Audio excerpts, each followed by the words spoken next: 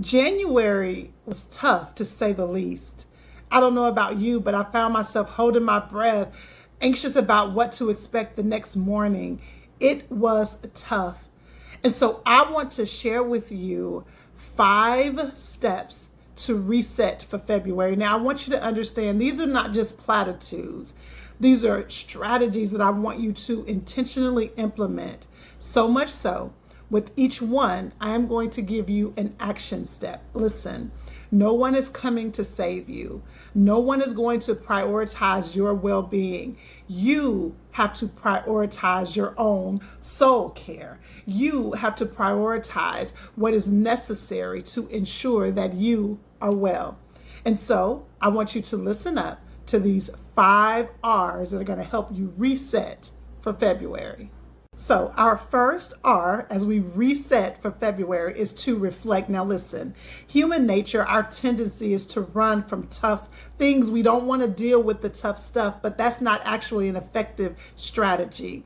I want you to take some time to really think about what you experienced, even the intense, challenging emotions you experienced in January. Like me, were you holding your breath out of anxiety? Were you anticipating something that was going to happen, waiting for the other ball to drop? I want you to really reflect on what you experienced, but I also want you to seek out what you can be grateful for from the month of January, specific things that you are grateful for. So here's your action step. I want you to grab a journal. I want you to mind up all the tough things, all those tough emotions, and then I want you to list at least 10 things you are grateful for. Grab a journal and a pen. That's important. That's your action step for reflect.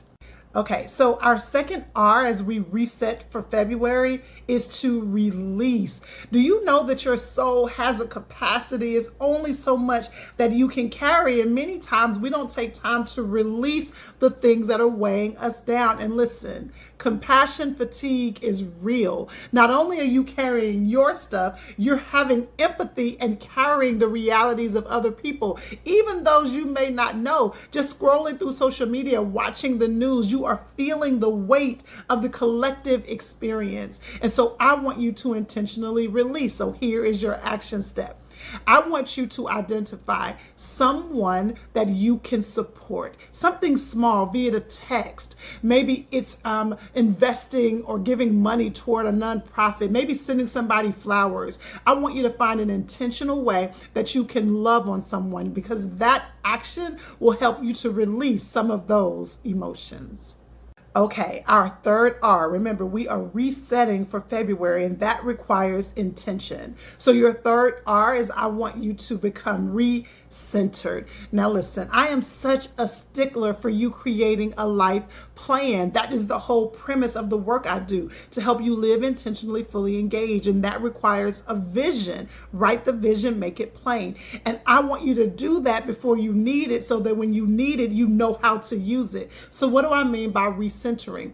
I want you to ask yourself one simple question. What are the 3 things you need to do intentionally and practically to recenter yourself, to become realigned? What are the practical things that help you realign? Now, here is your action step. Once you've identified those 3 things, tell somebody you trust, your therapist, your best friend, your partner, and give them permission to hold you accountable to those 3 things. Let's keep going. The 4th R as we reset for February is to remember. Now listen, most of the folks who follow me are people of faith, people who believe in the God of the Bible. And this is the time that we have to remember what it is that we believe. As chaotic as it seems, I promise. I want you to see He has the whole world in His hands. He really does have us. I want you to remember what it is you believe. Now, His ways are not our ways. He may be doing some things or allowing some things, and we cannot quite understand it, but this is when we remember. And so your strategy is to pray and cast. First Peter says, cast your cares. That means to hurl it. I want you to cry and call out to Him. I want you to align your life with Him and ask Him to guide you. I want you to submit and surrender to Him. And then I want you to trust and be thankful. I want you to pray and cast. And finally, your last step in our reset for February is to rest. Now, I know that seems like a ridiculous suggestion when you're carrying such heaviness and there's so much going on. But I'm telling you, rest is the crux of your restoration. You have to carve out, and I know that's what it's going to require, carving out time to allow your body, your spirit, your mind, your soul to rest. It is going to require some sacrifice, but I want you to find the time to rest. And so here's your action step.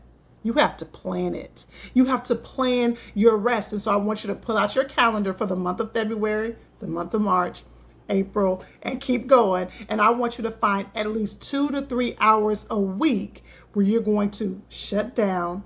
You're going to allow yourself to rest and do whatever you want to do. Scroll, go for a walk, lay there, whatever you want to do. Just rest.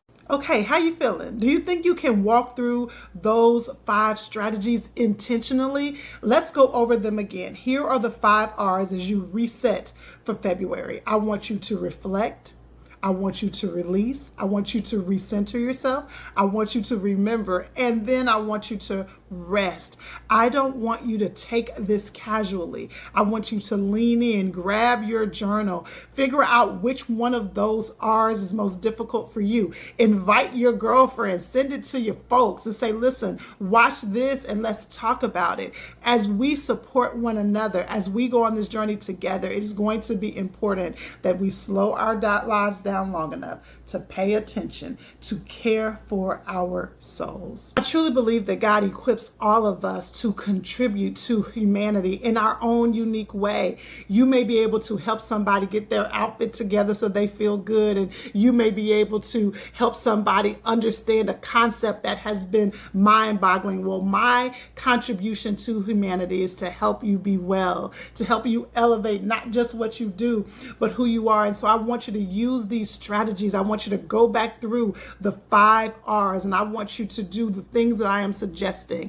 I want you to lean in and prioritize your well-being. And if this helped you at all, can you share it with somebody? As we all contribute to helping one another, we can lift one another up as we navigate these crazy times. This is my commitment to you. Let's support one another on this journey.